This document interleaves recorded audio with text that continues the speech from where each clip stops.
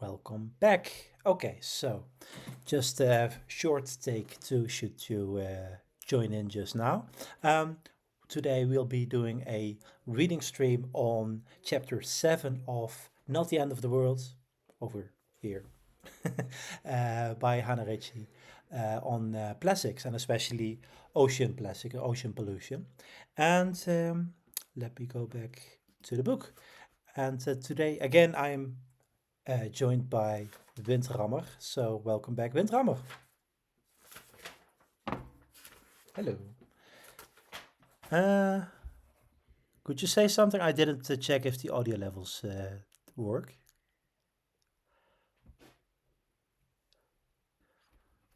I don't see any audio levels. Let me just check this because I'm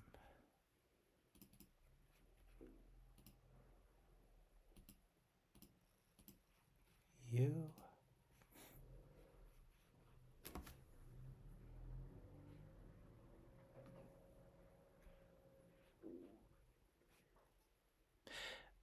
Could you say something again? Hello. Yeah, okay, now it works. Great.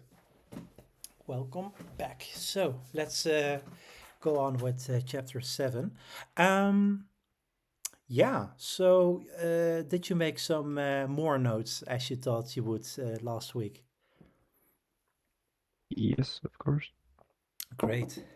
Then let's see. Um, I also made quite a few highlights and some notes. So let's go and see. So the whole premise of this chapter is about drowning in the waste. It's about the big, it starts out with the Pacific waste patch, as I thought it was, that's you called it. So the big patch of plastic waste in near Hawaii, between Hawaii and the mainland of the USA. That has is about 1,000 square kilometers or something like that. Quite a bit of plastics going on there. Um, so yeah, so how much of a problem is plastic waste anyway? Plastic pollution. Um, and let's see. The first note I made was on the second page. Let's see. Yeah, what was that again? Um,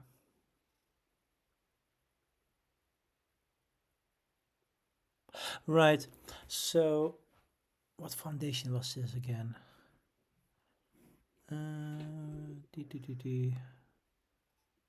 The Ellen MacArthur Foundation. Okay, not sure who they are. But they made an assumption that in 2016, that by 2050 there would be more plastic in the ocean than there would be fish.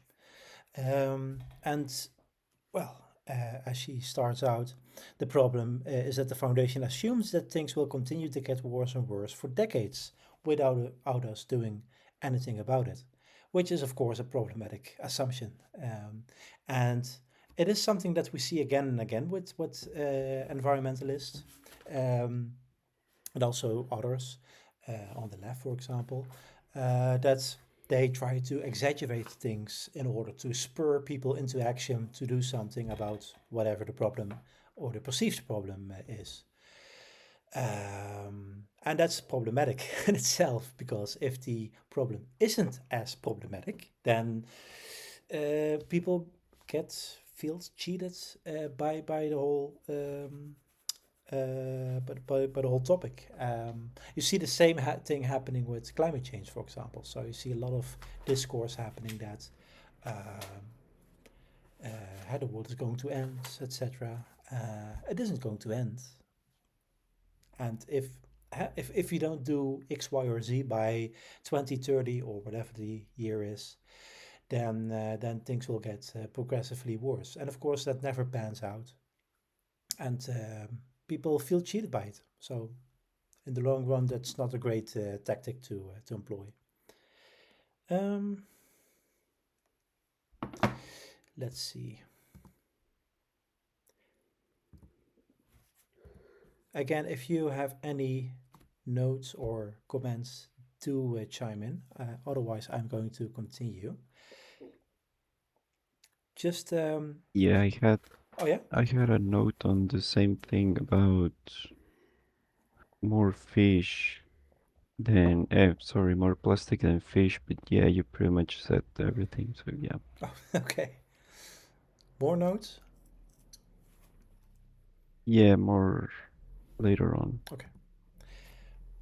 Just a yeah, short highlight on the next page, which is that plastic is derived from the Greek, as are many words, of course, Greek or Latin, meaning capable of being shaped or molded. So, hence plastic surgery, for example, which is something very different from plastic as a material substance. um, so, going on. So, just above where we are today. Um, yeah, so plastic production exploded. She gives some numbers. By the millennium, the world was producing 200 million tons of plastic each year. By 10 years later, by 2010, it was 300 million tons. And by 2019, it was 460 million tons. So there's quite a there's quite a steep growth curve going on there, which is going harder and harder by the decade, actually.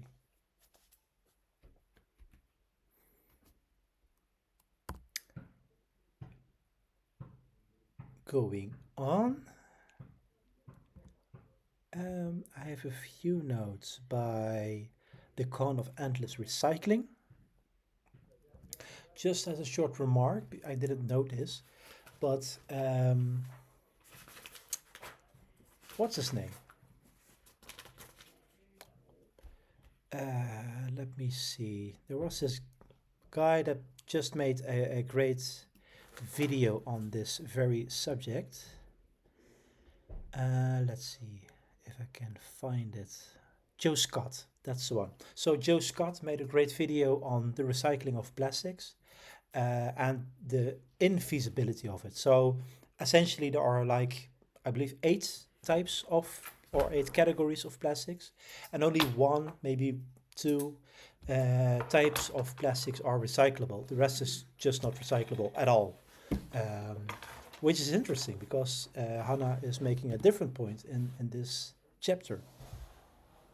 For example, that there is something called chemical recycling, by which is meant that you break down the plastic into its molecular components and you recreate the plastic that way as brand new without any pollution or degradation.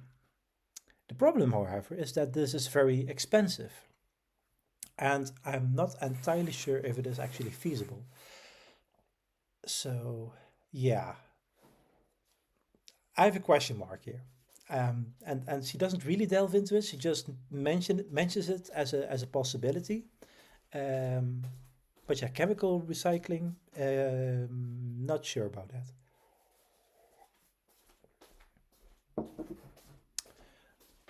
Um, yeah, so little later on, so an obvious way to mitigate plastic pollution would be to cut out plastic completely or as much as possible. And she makes the obvious point there that this would be a mistake. So it's plastic simply plays too an important a role in our lives on all kinds of aspects. For example, medical supplies and food protection, she mentions. Uh, and this is one use plastic that's actually quite important. Um, so, do, do, do, do, do.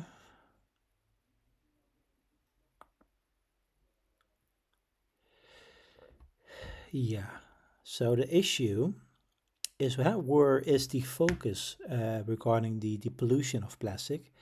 And the focus should be on rivers and oceans. as she mentions. It does gather on dry land too, damaging wildlife, but flowing water is where most of the plastic waste ends up eventually. So it makes its way into our oceans where it accumulates, and that's the whole point. That's where the focus of this chapter is. But how much plastic is in the ocean? Again, I'm not keeping asking if you have any notes. So just throw things at me if you have anything, right? Okay. So how much plastic ends up in the ocean? That's a question that she asks um, some pages into the chapter, and it's only like 0.3% of plastic waste ends up in the ocean. It's like in absolute numbers, it's still a million tons. That's a lot, of course. But in relative terms, it's not that much. In the amount that we produce as humanity, it's a very small amount that ends up. So that would mean that we can tackle it. That's also the point she's making. So if you know that it is only about 0.3%, then it is something that we can solve, right? So here's the graph. The world produces 350 million tons of plastic waste each year. So this is mostly packaging, and only 1% or 0.3% is ending up in the ocean. So if you can solve that, then we have solved this problem. Easy, right? Little later on,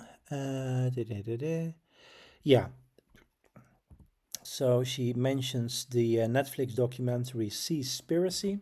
I'm unfamiliar with that, but given the name, I think it is from the same makers as Cowspiracy, which is an awful documentary. So, yeah, I'm not sure why it is important here, but anyway, she mentions that that they claim their claim regarding um, ocean plastics, ocean pollution for plastics is mostly right, with some caveats. This one number. And the caveat is the following. So the most recent high quality study, we have estimates that around 80% of the plastic in the patch comes from fishing industries, with the remaining 20% coming from land. So that was the claim that this documentary was making, that 80% was coming from the fishing industry. However, that's only happening in the Great Pacific Garbage Patch. It's not true for the oceans as a whole. For the oceans as a whole, it's the other way around. It's mostly 80% comes from land, with 20% coming from marine sources. So good to know. Good to know. Um, yeah. So where is the plastic coming from? It's well, um, it starts from rivers, right? It ends up in a river somewhere, and then it gets to the ocean. That's the most obvious conveyor belt that will be happening. And there are about 100,000 rivers worldwide going into the sea. And we know that 1656 of these rivers are responsible for 80% of this ocean plastic. So if you can focus on these rivers, it's still a lot of rivers, of course, but it's only 1600. It's a finite number. Then we can solve this. Then we can really make some headway on into this problem. Um, let's see. Yeah, By and the way, yeah, sure. where are where are those rivers? I do believe that she comes into that. It's mostly coming from Asia. Yeah, I remember she said it was from Asia and South America, and I have to say that I actually believe it because here, for example, people throw away trash in like just in the streets, and Well, Yeah, actually, not it's only not about 5% comes from South America. She mentions that on the next page. 8% really. comes from African rivers, 5% from South America, 5% from North America, and then Europe and Oceania combined contribute less than 1%. So that's 19% by my count. So that's 80 plus percent for Asia. That's a lot. Wow. Yeah.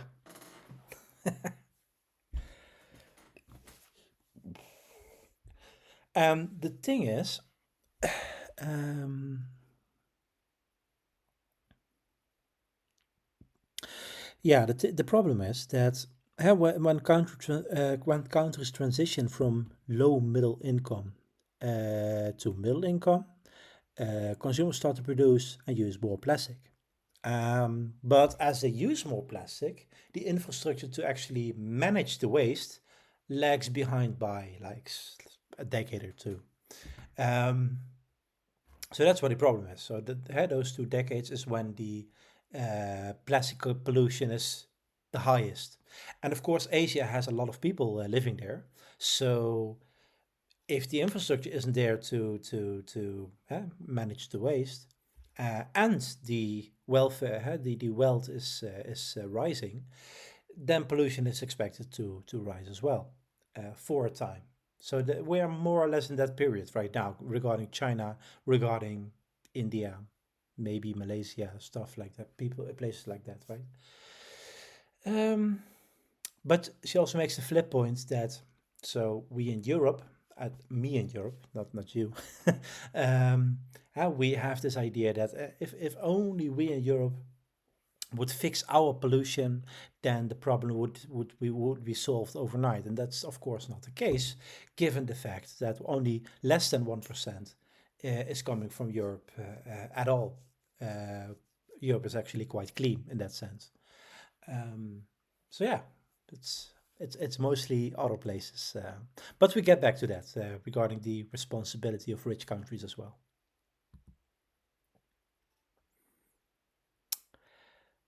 Um, right. So bit of news for me. I mean I did knew that, but the about plastic waste trade. I didn't know that it was like 5 million tons each year across the globe between all kinds of countries. So I thought that was mostly a thing that was between the United States and China, and then China said, "Well, we don't want it anymore. You solve your own problem." um, but apparently, it's an issue that happens with many countries. So, for example, as she says, yeah, that UK is one of the largest exporters, with 17% of their plastic that they make being exported as a waste, of course. And even the Netherlands has 14% that we export, apparently. So I didn't know that. That's new for me. Um, but of course, over the last few years, the exporters became importers. So Europe was a huge exporter. It still is, I believe. But over the last few years, we started to import as well, because the rest of the world was like, well, solve your own trash problem. We have to deal with our own as well. So here we see a graph titled Asia used to import nearly all of the world's traded plastic, but not anymore. And you see especially a spike happening in the last few years for Europe, that we started to um, import our own between the European countries. So I suppose in this graph, so you're South America, I think. I don't know. There's no Latin America. There's no Central America. So yeah, it's you're actually scoring quite low here in the imports numbers.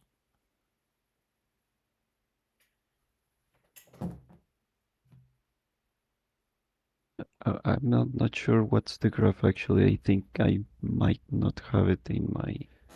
You don't? Okay. Well, it's on the live stream. I'm not sharing my screen with Windrama, but well, I thought that he would have the same. Oh well. Okay. Um.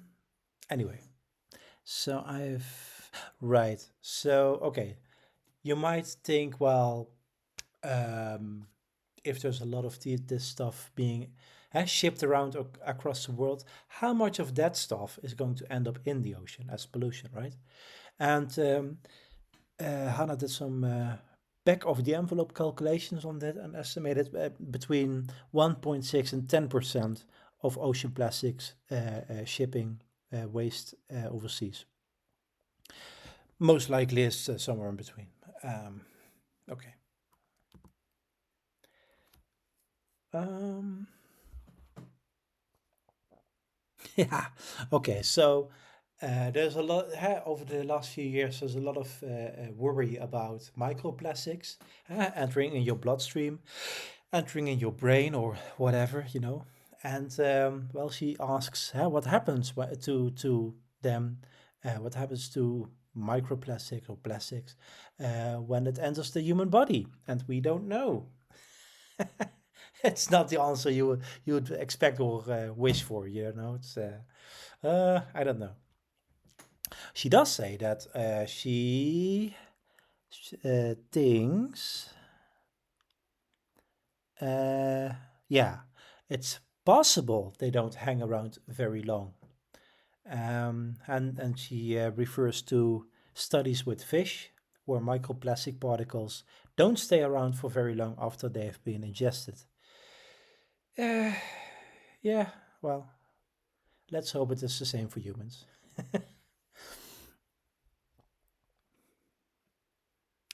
The most common form of entanglement comes from ropes.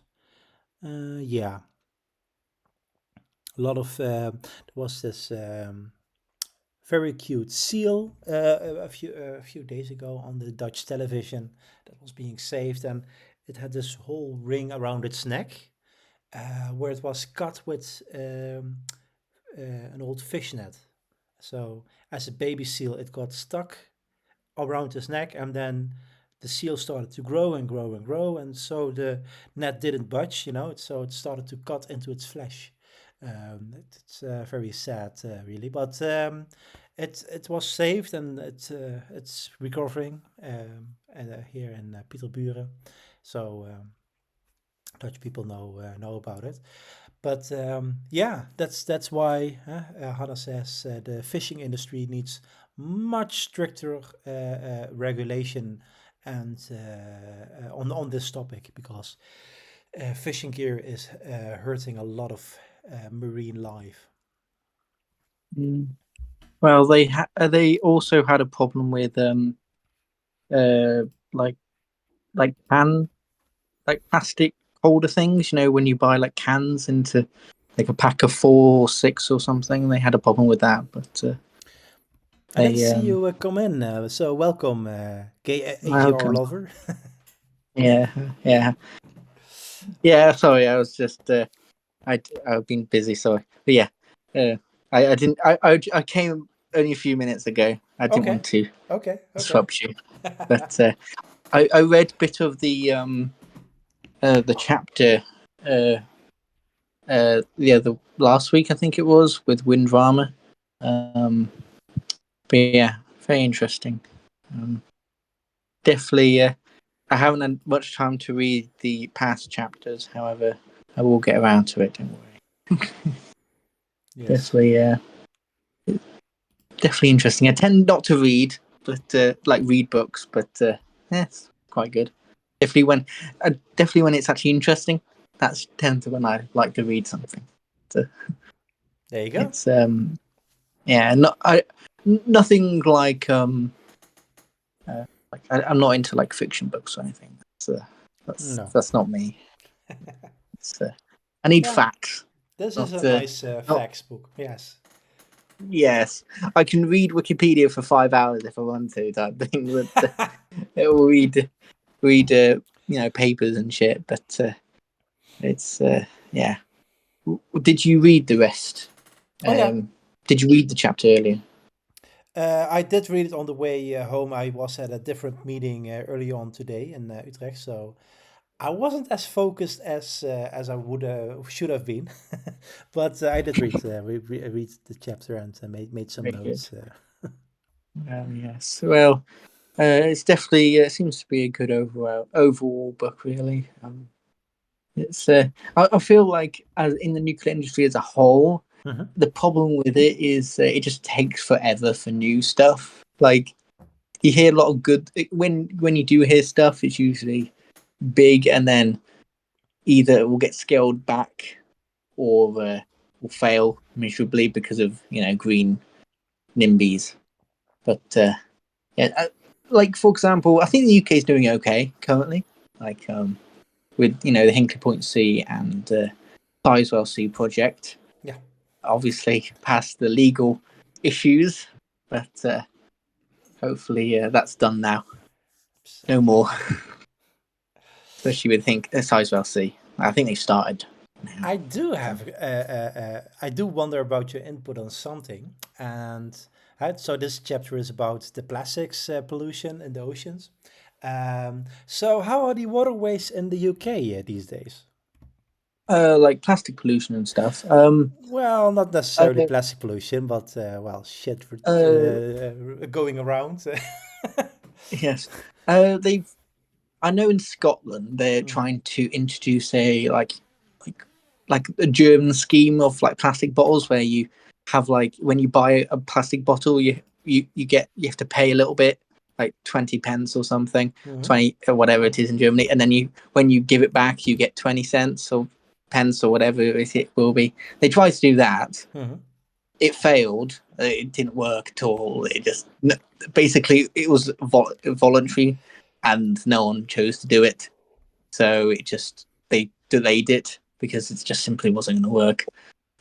Like recycling as a whole is actually done a lot here. Like I think most European countries do that, Mhm. Mhm. but like they've moved away from like the 15 types of bins and sort it all out. Got changed from that to like a like one recycling for all cans and stuff, and then they recycle it, separate it, and then recycle it. I think that's a bit more convenient because what would happen? We used to have like open bins, Mhm. and what would happen on like when it's windy? Oh yeah. Like you would have, like plastic bottles flying out, and it would just go over all down the street. So yeah, that Yeah, was that just a doesn't pain in really the ass. work. Yes, but yeah, they've moved to like a traditional, what wheelie bin, whatever I don't know, call it type thing. Mhm. Um, but yeah, they do have like percentage figures. I think it ranges from like 40 to 60 odd percent recycled Mhm. or recycling. That's kind of worrying a little bit, but so I'm not sure if that's good. So 60% for recycling for plastics Or or all overall? recycling, when you put stuff in the recycling bin, it ranges from 40 to 60% of the stuff you put in that recycling bin Mm, will get recycled. right. I'm not sure if that's good. I don't think it is, but better than nothing, I guess. Mm, It fluctuates depending on the different region and different council, because uh, different councils will recycle different things because it's all down to the council. And if they're cheap, they do really? plastic bottles. Oh yeah, it's down to the Wow. local councils, and they can choose whatever they want to recycle. They have to recycle, just they can choose what. So you have differing rules depending on a different area, and they will put on the bin what you put in and what you can't put in. Like I can't put like apple juice, like a liter apple carton. I can't Mhm. recycle them here, but I can recycle everything else. For some reason, just they don't have the capacity to recycle that. But yeah, it's just a pain in the ass. But and they change it as well. And they They change change it it. randomly. So Great. like, oh, we can I like recycle that. this now, but not that other thing. Like, because every year you get like a leaflet in the post tells you like like because usually it's around Christmas, so they tell you when they're coming around Christmas. Mm. Like usually, like there's a week. Usually they don't come because usually it's every week they come. So and it alternates. Like one week you get like general waste, and another week's recycle. So Yeah. it's Oh well. they at Well, least I don't have to pay. Okay, so that does help. Yeah, we do have to Yeah. pay for our waste streams in the Netherlands. Like we So do. basically, we Yeah. do have, for example, glass containers, so that's Mm. free. And the plastic, actually, it's not just plastic; it's also like cans and stuff. They are Oh being yeah. separated. They had so separated collection. So the rest of the of the trash is actually collected in these big containers once every 2 weeks, and Yes. they do you have to pay for the weight of that. So it's and the Mm. number of collections. So yeah, Yeah, we kind of have to pay, but like indirectly, because you pay taxes. council tax. Yeah, You pay council tax. Everyone has to pay council tax. So right. usually it's about for every local government service, excluding like the general UK government, but like local stuff is like depending on how much your house is worth. But but the actual judges of how much your house is worth and how much you pay is so crackpot, so broken, it's ridiculous. They go off 1992 house prices. Mhm. They do have this weird calculator and guess what house would be worth 30 years ago, Mhm. and then they put it in a band. And then if you're like band A, that's the lowest, so you pay like £120 Mhm. a month. But if you get like but there's a lot. It goes up gradually up to like £300,000. So if you have a house that apparently is worth £300,000, you pay about £200 a month. But if you earn, if your house is worth 6 million, you still pay £200. So it's not very, it's not very proportionate. It's not like percentage of your house value, like current house. No, it doesn't go off that. So mainly because it's made by rich people, so they don't need to pay more tax. But It's a bit of a flat tax then. it's tried to be progressive, but it fails miserably. Like Yeah. it because they tried to do a flat tax. Have you heard of the poll tax from the 80s? The big demonstrations around that. Yeah. Yes, something I think like 18 million people refused to pay or something like that. Yeah. It was nuts. that got rid of Margaret Thatcher, and I think Margaret Thatcher is very divisive. Let's just say. Mhm. Rest in peace. So anyway, Yeah. so let's see. Back to the chapter a bit. um, I do think, yeah, we're pretty far now. I think it was. Yeah, Mm. we made some headway. Very good. So how do we stop plastic pollution in our oceans? That's a nice bit, of course. Um, I did quite like the thing that with some basic investments, the world could solve this problem tomorrow. No, I Probably like not that. the. I got a thing to add to that. Right? Like here we like a lot of supermarkets because there's regulations now to reduce plastic, like from the source. So they've moved a lot towards either massively reducing plastic in like products, like when you buy meat, they're like suctioned, like suction packed. So they apparently use like 50% less plastic compared to the old, plastic, packaging, Right. and all moving to cardboard. And I've seen like now when you buy donuts type thing, instead of in a plastic container, it's in a cardboard one, with a little plastic window, stuff like that. So they've tried to lower the plastic when you buy stuff, but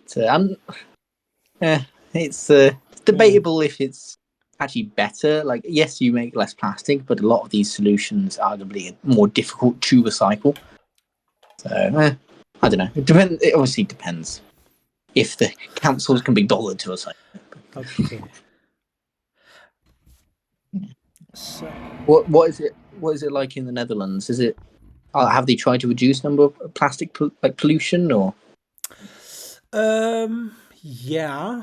So they are a bit inconspicuous about it. I do see the suction, the vacuum sucked packaging more and more. So that helps. I never thought about it as saving on plastic, to be honest. So that's interesting. Yeah. And of course the plastic bag tax of so years ago you got them for free. Nowadays you have to pay a few cents, like 10 cents or whatever it is For bag? per bag. Yeah. Yes, same here. They did it in 2014. Now it's like 50 pence. It's 50 like pence. Oh my ridiculous. god. Used to be 5. Used to be 5 Right. pence, and then they did it to 10, So and then 20. I normally I just I have these boxes. I just go by car and I have these boxes that I Yeah.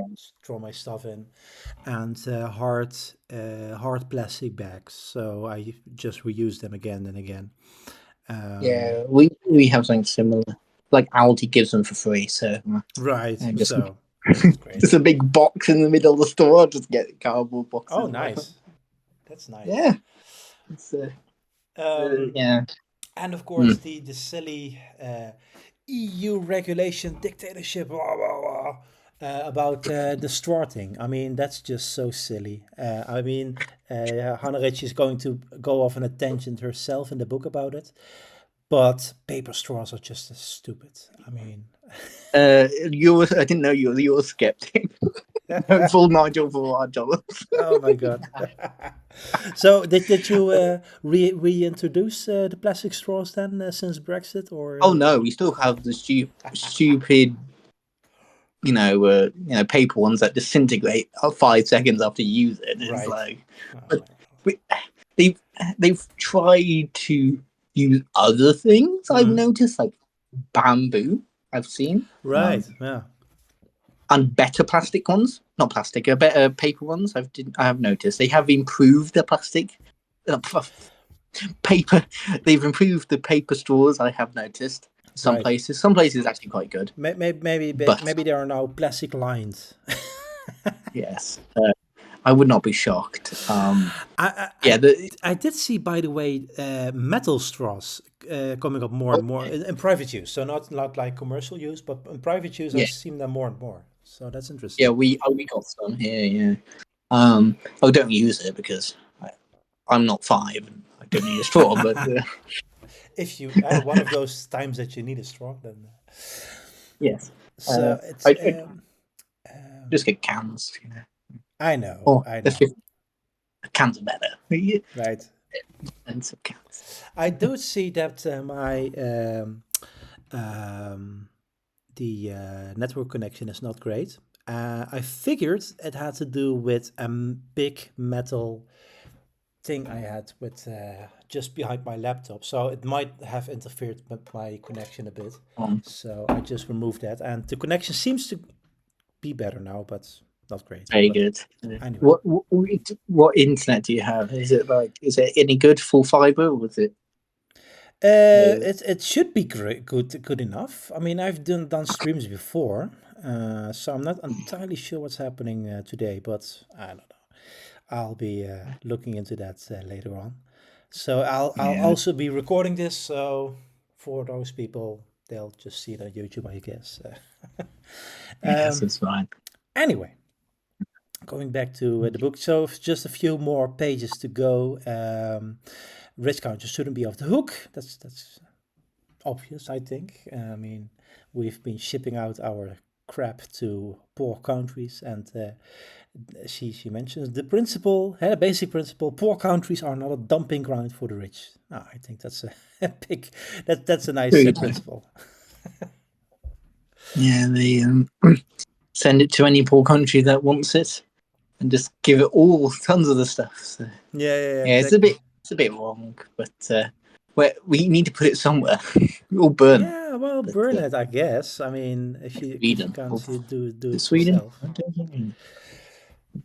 But yeah, even kijken. Ah ja, so invest in more waste management. If every country had a waste management system that rich countries have, almost no plastic would end up in the ocean. So that was I didn't know don't know if you joined at that point, but I was just saying that as poor countries get richer, they start to use more plastic, yet they don't have the infrastructure yet to manage the waste streams. So that's like a 10 or 20 year gap. But yeah, if you have I, more of those systems, then the problem will be solved.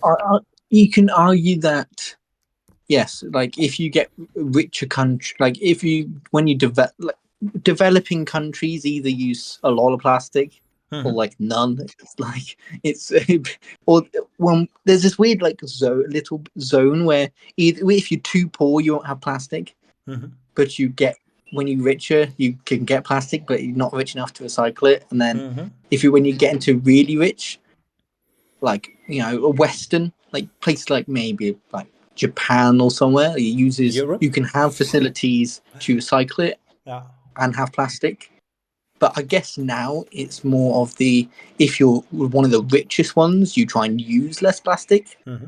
and have facilities. I think that's probably what's happening now, type thing. But it's like now with the EU regulations of the plastic like tops for some reason, they're annoying. So, Right. when you get a bottle and they doesn't fall off. Don't know why they did that. Don't know. Yeah. Yeah, that's probably yeah. I think that's a good thing. I don't know. Continue.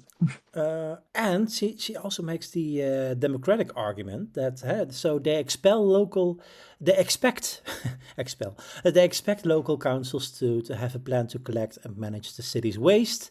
When that transition happens, plastic stops leaking into the ocean. It's as simple as that. So, I guess it's a political issue then as well. Let's. I would personally disagree with that. Yeah. What is Like your take on this? yeah, my take is as it's saying that oh no, if when you have a system in place like at local councils or whatever, put a system in place. Oh no, no more pollution is a bit no water, no pollution in the oceans or rivers or anything. That's obviously incorrect because a lot of European countries, not as bad as like really poor countries, but you definitely have problems of you just move the problem and you still have waste, in the rivers and stuff. So Mm-hmm. I wouldn't say it solves the problem, maybe reduces it, but just because you're rich doesn't mean you won't be able to throw a plastic bottle in the river. Like, and That's a lot true. of the cases, it's accidental. Like obviously in the UK, like you have wind, and even if you put it in the bin, it might go out, and maybe at recycling centres might might I mean, I might was leak just station. when I was just asking you about the water quality, I was referring to the water management companies that have been privatized over the last 20 years Oh and have been yeah, fucking up all over the yeah. place. Like the water Yeah, quality is actually quite poor in the UK right now. So yeah. A lot of places down south, it seems to be some issue. Let's just say with poisoning yeah, some people with some pathogen that hasn't gone down well, and well, yes, yeah, that didn't go down well. mm-hmm. Privatization of certain industries hasn't gone down well. Eh, some Mm. have, some have. Like, I'm not going against some, like British Airways. It's quite good, Used to be nationalised. What else? Nothing much else. BT. I think BT is actually quite good, you know. But like water and rail, probably not the best. Yeah, So it wasn't a great idea to privatize those, I suppose. yeah, like yeah, there's privatizing industries with no real competition isn't really a good. It shouldn't really be a private company because that's just a monopoly. really, isn't it? It's just, Exactly. uh, yeah, it's not a good way of having a good private company that owns everything. That's just, yeah, especially water. Why water? This water's fine, you know. I mean, yeah, the whole idea of privatization and letting the magical thinking that the market fixes everything presumes that you have competition. So where is that? Yes, Yeah, well. but think about like railways, like when we privatized the railways, Hmm. that Margaret Thatcher didn't even do that. Like she was against it. You know, that's how bad it was. When Margaret Thatcher was against privatizing something, and then when John Major got into power after they kicked Margaret Thatcher out, then they privatized British Rail, and that's not gone down well at all. But it's Hmm. okay. It's just Hmm. it's not good, especially with all the NIMBYs. It's Yeah, I did difficult. see a map a few months ago about what was it again? The UK, a UK map from the 60s and one of the late 80s or 90s of the railways. And you see a complete decimation of the railways in those 20 or 30 years. So Yes, ironically, that 40% is was gone. still, yeah. Ironically, that was done by the government because I have a bad take on this. I think some of it was necessary simply Hmm. because it was just uneconomical. Like because people had cars and a lot of those rural areas, not all of it wasn't good at all. Like it Hmm. shouldn't have been as bad, but some of it, probably like maybe at least like 20% of it, probably was necessarily simply because some train stations would have like four people a day. You know, it's uneconomical at that point, even with a a publicly state-owned company.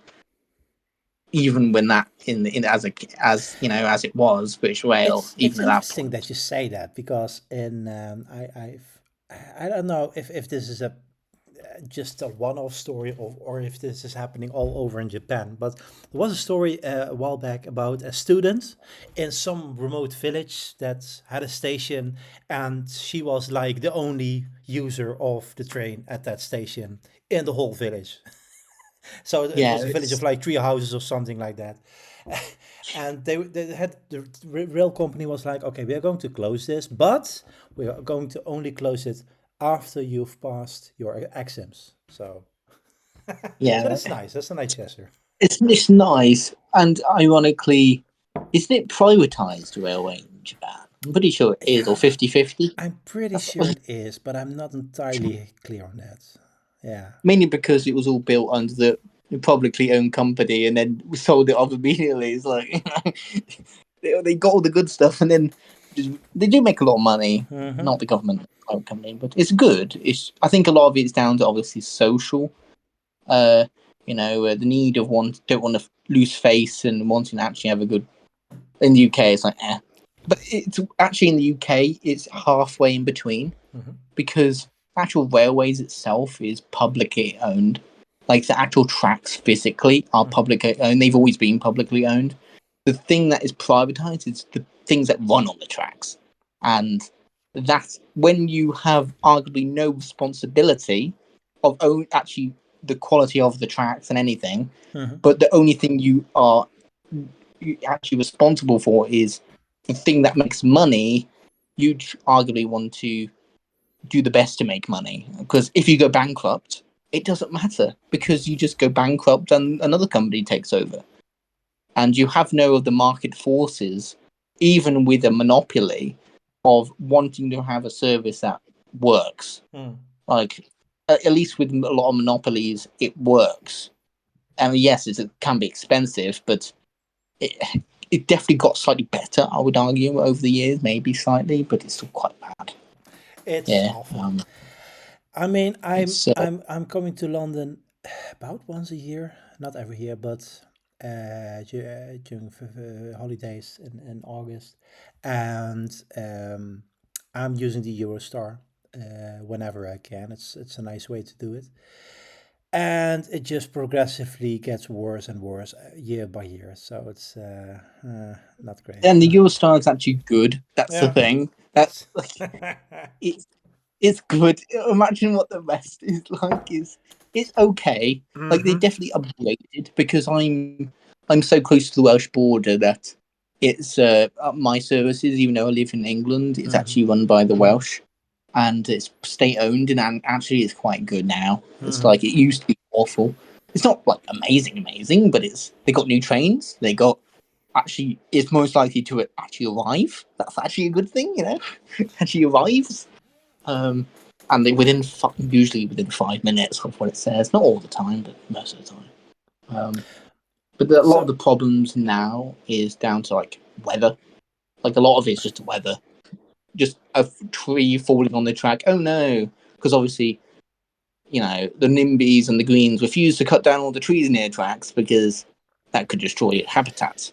So yeah, that's yes, actually was a meme by our railways like now a decade ago or something. That's during autumn the trains had to go slower because the leaves on the tracks caused some extra damage to the steel wheels, leaves to steel wheels, right?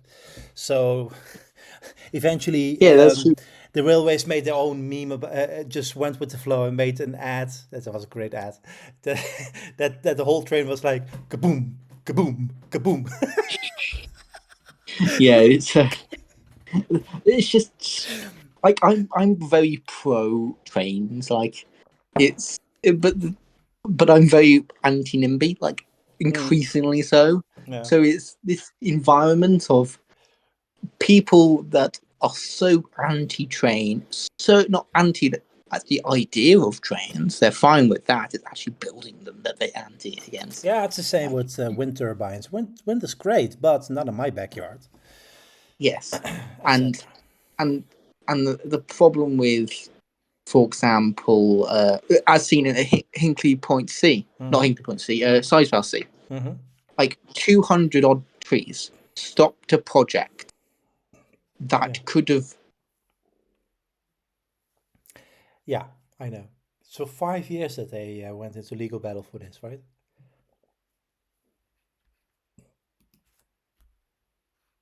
Oh, he just left the building. Ah, he's back.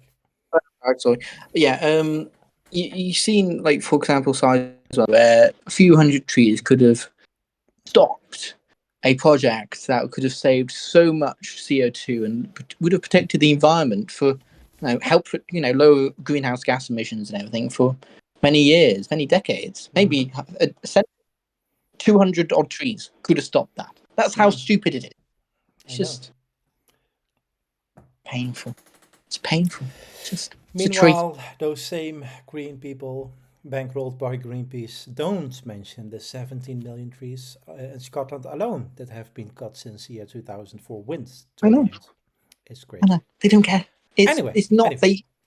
Yeah. just looking at the time for now. So it's I want to finish this up a bit.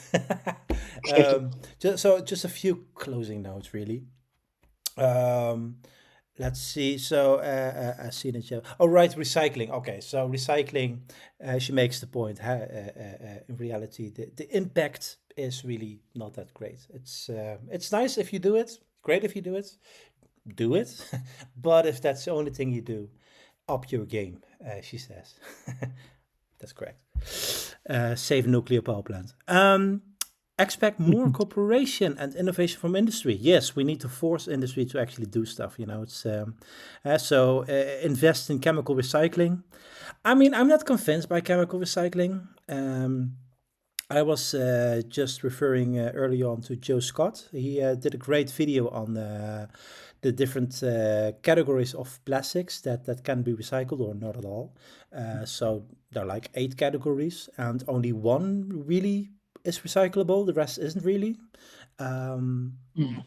so yeah, I'm not really sold on this idea of chemical recycling. It sounds great on paper, but I need more details before I make up my mind on that. Uh, Yeah. well, strict policies on plastics in the fishing industry. Yeah, Yeah, ropes and lines. It's.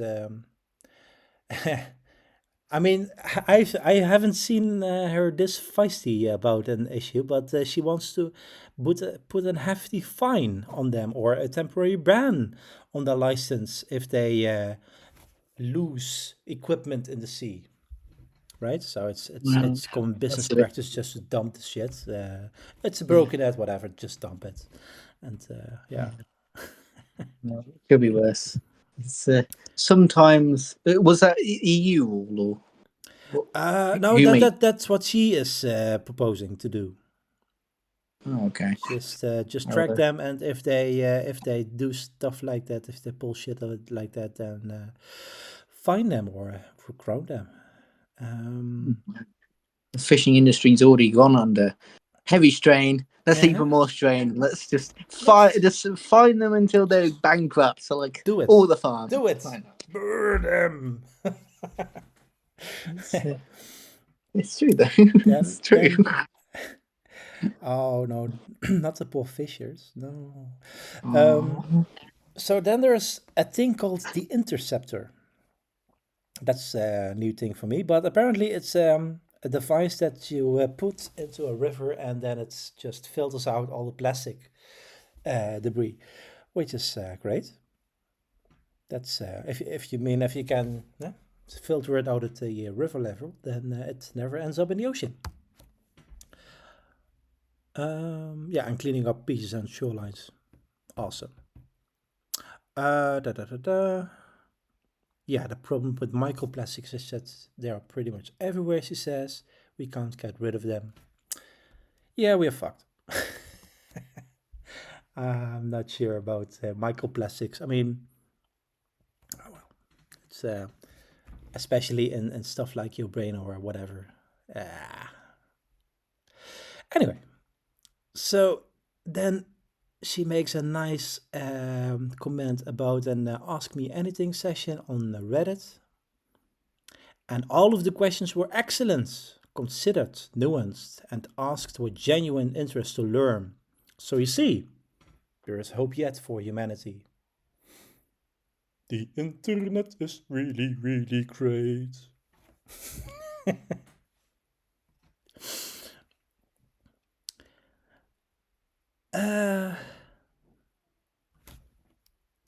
Did I just lose you over that?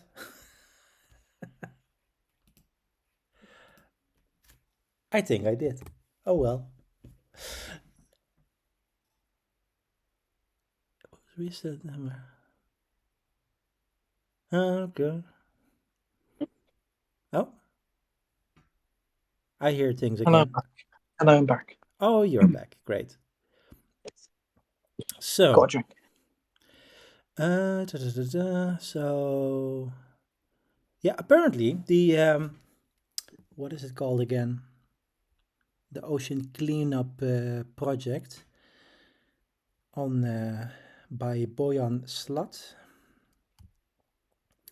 They apparently only have 0.1% of the mass, which is bycatch or wildlife that sadly get caught in the barriers. 0.1% is really not that much.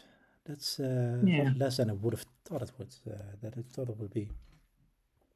be interesting how much plastic actually that goes into the ocean actually mostly comes from either dumping or from rivers. Probably mostly from rivers. Yeah, mostly from rivers from Asia, actually. Yeah, we went over the statistics of that. It's 80%, 80+% comes from Asia. Right. That's that's a lot. It's quite hard. But it is also solvable. I mean, if you know where the rivers are that are most polluting, then we can tackle those, I guess. Well, especially a lot of rivers in Asia, especially in China, with the chemical pollution. Well, Mm-hmm. it's really bad. Like, I know. you wouldn't want to eat the fish there. You wouldn't. Let's see. Yeah, I wouldn't. North Oh, Sea's good. right. So here's the bit on the plastic straws. Plastic straws really don't matter. We don't know exactly how many plastic straws end up in the ocean, but they are probably around 0.02% of ocean plastics. So there we go. Why are we doing this nonsense? Greens. It's so stupid. Like the luxury yeah. of a plastic straw is like, and they ban them here as well. You can't even buy them. That's how nuts they are. Yeah, I know. You would almost go to like some Chinese store and buy them there. But then again, I wouldn't. Now, You're no criminal. no, and still, I mean, I don't really trust their quality. So, do you want to put Right. that in your mouth? I'm not sure about that. Wow. So plastic bags. In fact, in many ways, single-use plastic bags are better than some of the alternatives. That's true, actually. You need like 1,000 of those plastic bags before you get to the level of a reusable cotton bag, like these sturdy bags. It's Especially with the energy used. Like, yeah, good thing about plastic bags is it doesn't use a lot of energy to produce it. Where like a cotton, nice, expensive bag you buy from the shop for like £1.50, €2 or whatever, is quite energy intensive. exactly. Anyway, those were my notes for the chapter. Windrammer, I haven't heard you in a while, so I don't know if you had any notes Yeah. still. Yeah, there was something I wanted to talk about earlier, like, for example, she talks about burning the plastic basically. Mm-hmm. And I wanted to mention something about my country because here it's illegal. They made it illegal a few years ago. I think it was 5 years ago. To burn it. But, yeah, but we burned bunker fuel, bunker, bunker oil. Yes, which is So, worse than plastics, I would say. yeah, so what's up with that? I think that also, I think the reason for that, it's the same reason for the whole paper straw nonsense, and I think it's political virtue signaling. I think So that you're on yeah, point there. so that was one thing that I wanted to mention, and the other was she says the problem about recycling plastic is that it's incredibly expensive. Now that's true, but why? So She the doesn't delve reason is into that, right? basically, yeah, so I think the main reason is because it's very energy intensive. Also, I've got another thing. Also, it costs a lot of like human interaction to do that. It's not all automated, so True. you need tons of people to basically sort arguably quite a small amount of recycled. Oh yeah, Yeah, that's the mechanical part of it, mechanical recycling. So mechanical can mean by machines or by hand, But the thing that Windrammer was talking about is actually the chemical recycling. So breaking the plastics apart in molecular level and recycling them that way. And that's quite energy intensive and expensive, she says. But she doesn't really delve into details. So I'm not really sold on that. yeah, and another reason for just throwing the plastic being cheaper is that maybe we don't charge for the externalities. Maybe a tax there could help, equalize a bit the price. Maybe. Just something I was thinking about. I know in Europe, like most countries charge for like a plastic bag, but I'm not sure where that money goes. Like, That's either does a it go mystery to per country, I think. Yeah. it probably go to the shop, or it probably doesn't go to any recycling. Should do. Yeah, I'm not sure where it goes for in the case of the Netherlands. Might go to some foundation or might go to the store. I don't know. Yeah. They need to get as much money from the customers somehow. even if it's like 5 cents or whatever. Actually, what they recently did in the Netherlands was to introduce a plastic tax on stuff like those little things where you put the fish and chips in, in the UK. Oh yeah. So those things and the bags of those, then you pay 5 cents for that. It's for reasons. Wait, what, And of course, why? I mean, well, the idea was that people would go for alternatives and say, well, okay, I don't want the plastic packaging, I want the alternative. But often there is no alternative. I mean, it's not like you go to the fish and chips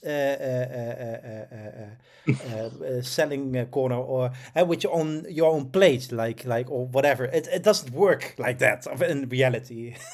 So Yeah, basically, yeah. everyone just pays the tax for the plastic little thing. They've done something similar here. Like when you buy like a burger and fries or something, that type of packaging, maybe like a kebab or whatever. It used to be like styrofoam, Right.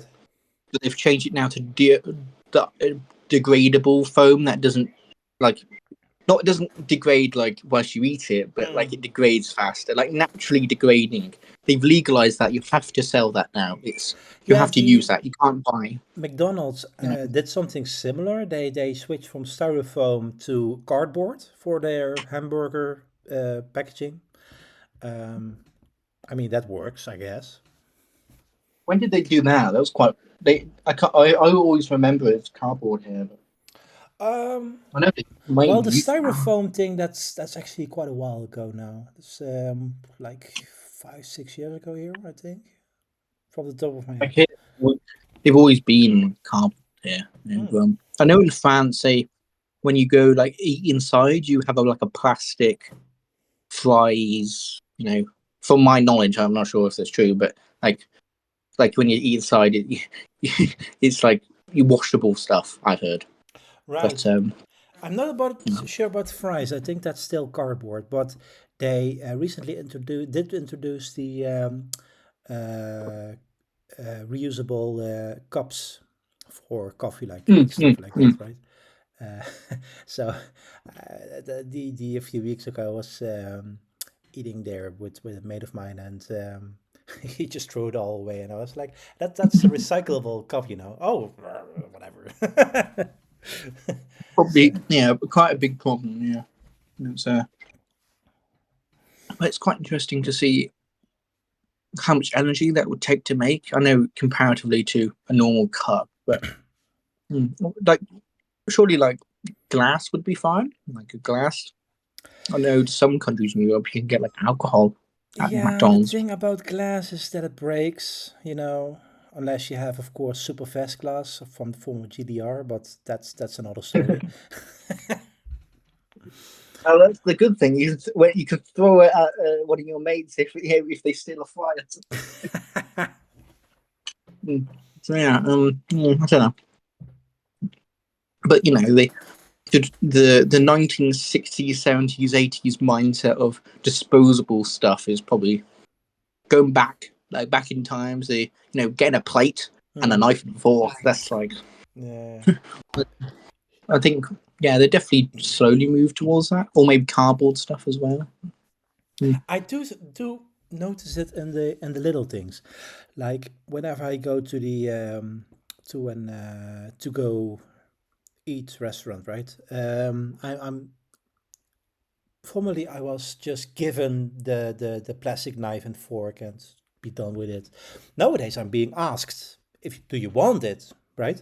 And I'm like, no, I don't really want it. I've stuff at home, it's doesn't matter. Um, yeah, but Yeah, that does help. That does add up, I think. or maybe they're just cheap, aren't That they? could So, also be the case, yeah. because And then like greenwash it. it's like with the plastic bag thing. Oh yeah, pay five pence or whatever. It's only 5 pence. It's not much. And then most supermarkets now don't even offer plastic bags anymore. They don't even offer them. Like, you're screwed. Right. Just have to put it in the car, the trolley, and then take it to your car. It's or buy the expensive one. So it's a money making scheme. A lot of it as well. It's Oh not yeah, just the environment. Yeah, it's just absolutely. pure money making. Yeah. But I Yeah. do like reading that we in Europe are the least problematic continent for plastics in the ocean. It's less than 1%. I guess we just deport the actual problem to like Asia. So like, yeah, we just We don't do recycle it. that anymore. We did do that a lot, but nowadays we import and export from between European countries, but mostly we keep it within Europe. So it's Just send it to some Eastern European country to burn it, or not? essentially, yeah, that's going to happen, yeah. Or Spain, not Spain. And then burn it as biomass and be renewable, Oh yeah, like yeah, that's the best way. At least it's better than the Drax type thing. With wood. Not best environmentally, let's just say. But it's better than coal, I suspect. Better than coal. But most things are better than coal, so it's not really a compliment. Anyway, so we are at chapter 8, and can we all three make that next week just to finish the book? What day is it? It's now it's Saturday, so next week it would be Saturday. Yeah, but date, like the date. So it's 25th. Yeah, that'd be fine. Same time? Yeah, 7 o'clock or whatever it was, my time. Yeah, that will be your time. Yes. 8 o'clock your time. Yes. The only time that matters, right? European time zone is way too big. It's just spite at this point. I mean, it's you do know why it is that big, right? Yeah, it's just economic to make out, No. It's Nazi Germany. So the Of course Nazis invaded the rest of Europe, and they were like, "Okay, this is now one time zone," and we never changed it back. Well, it's the last denazification. I think it's necessary. At least Portugal's on our side. Before the war, the Netherlands was actually part of the GMT time zone, so the British time zone. Based. Yeah. Just not based. Oh, yeah. Now you're a bitch to the European Union. I know. Oh no. It has its upsides. Poor you. All right. So see you guys next week. I'm going to quit the stream. Yeah. So if you want to join next week, well, you know the time. So 25th. Yes, I will see you then. 8 o'clock at the Central European Summer Time Zone, the CEST. Yes. Bye. See you.